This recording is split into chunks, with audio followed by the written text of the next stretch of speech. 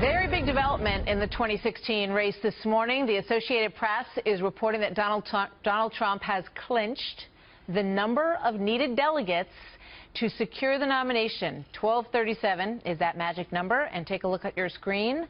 1238, according to the Unbound delegates, who now say they are committed and that they are with Trump when it comes to the convention this summer. Big, big news in the history of this election.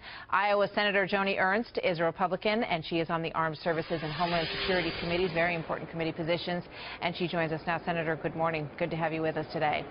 Thank you, Martha. Great to be with you. So talk to me about this news. Donald Trump is now the nominee, according to the number of delegates that he has secured. Are you happy about that?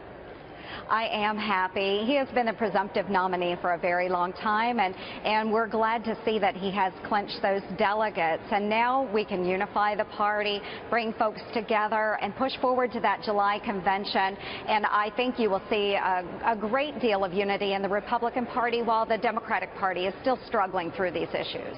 A lot of people have had reservations along the way. Have you had reservations? And if so, what changed your mind? What I have seen is a wonderful field of candidates on the GOP side, and so everybody has their strengths.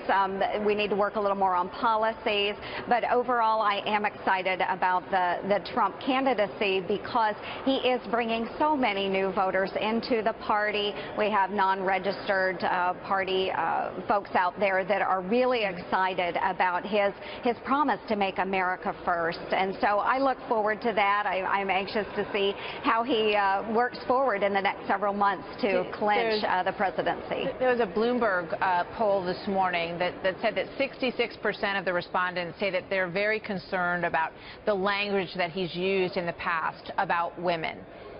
How do you feel about the words that he's used and some of these things that have come up?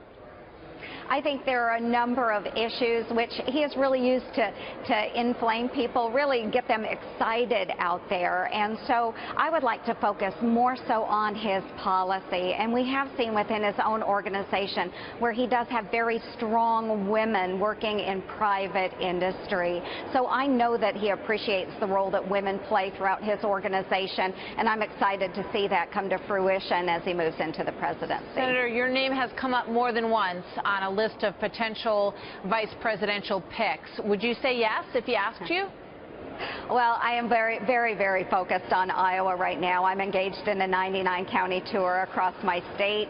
I'm just very focused on what Iowans want to see as far as my work as a United States Senator. But if asked, or have you been approached or vetted in any way?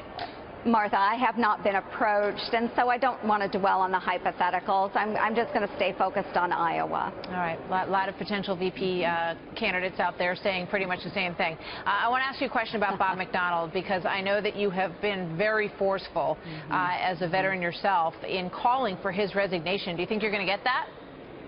I don't know that we will see that. I would love to see the president step up and support his veterans and say that Robert McDonald needs to go, ask for that resignation. His comments the other evening in reference to Robert McDonald comparing our wait times for our veterans within the VA healthcare system to Disneyland was very, very discouraging. And if that's the type of leadership that we have at the very top of this important organization, we can't expect that the managers and supervisors below him feel any different. I got to go, but one more question. I mean, would you say that if he resigns, or if he, had the capability, because he asked for the power from the White House to be able to fire people in the VA, and he was not given that power, does the next person potentially have to have that in order to do the job? Well, I think the person at the very top of the organization will set the agenda for that organization. If there are wrongdoers in the organization, they need to know the person at the top needs to have that authority. Yeah. Okay. Senator Ernst, thank you very much. A lot of breaking news this morning. Good to have you with us.